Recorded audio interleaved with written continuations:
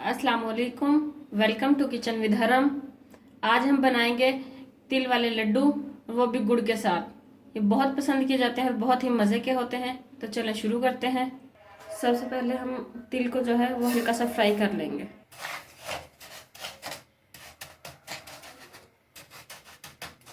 इसे हम थोड़ी तेज़ आग पे फ्राई करेंगे ताकि ये जल्दी से हो जाए। और इसे मुसलसल हिलाते रहना है, छोड़ना नहीं है दरमियान में, वरना ये जल जाएंगे।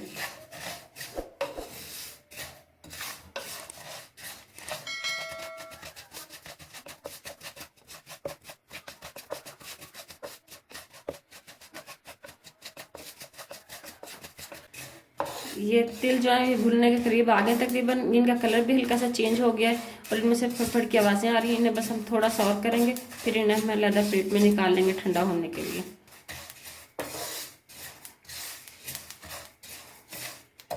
ये तिल भुन चुके हैं, इनमें से देखें पड़ की आवाज़ें आ रही हैं। अब इस टाइम इन्हें हमने निकाल लेना अलग बर्तन में। इसी में नहीं छोड़ना, वरना ये बर्तन गर्म, ये जल जाएंगे।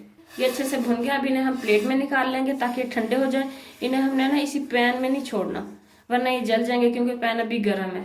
इन्हें हम ठंडा होने देते हैं, तब तक जो है हम अपना गुड़ जो है वो मेल्ट कर लेते हैं। अब इसी पैन में हम घी डालेंगे।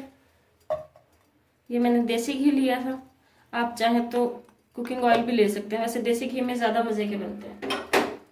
इसे मेल्ट होने देंगे।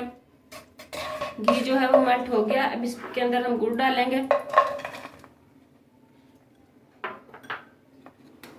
और इसे अच्छे से मेल्ट होने तक पकाएंगे। इसे बस हमने मेल्ट करना है, बहुत ज़्यादा नहीं पकाना।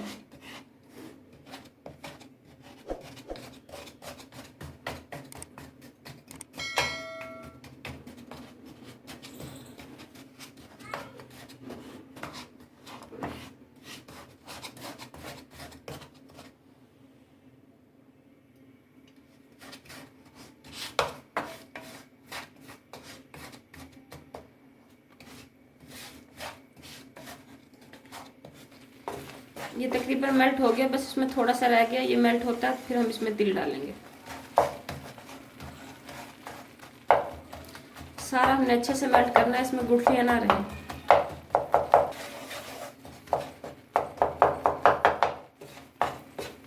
गुड़ जो है ये अच्छे से मेल्ट हो गया। अब हम चूल्हा बंद कर देंगे और इसमें तिल डालेंगे।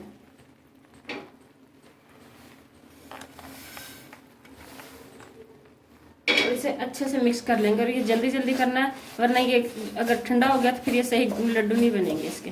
इसे हम जल्दी जल्दी से अच्छे से मिक्स कर लेंगे।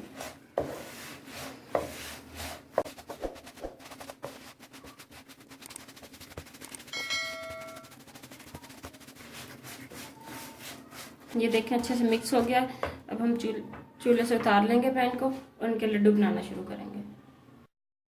अब हम एक चम्मच से इसमें से थोड़ा सा लेंगे और हाथ से लड्डू बनाएंगे। इसे हमने ठंडा नहीं होने देना, वरना ये चिपक जाएंगे, फिर लड्डू सही नहीं बनेंगे। ऐसे हम सारे लड्डू बना लेंगे और ये जल्दी जल्दी बनाने हैं हमने।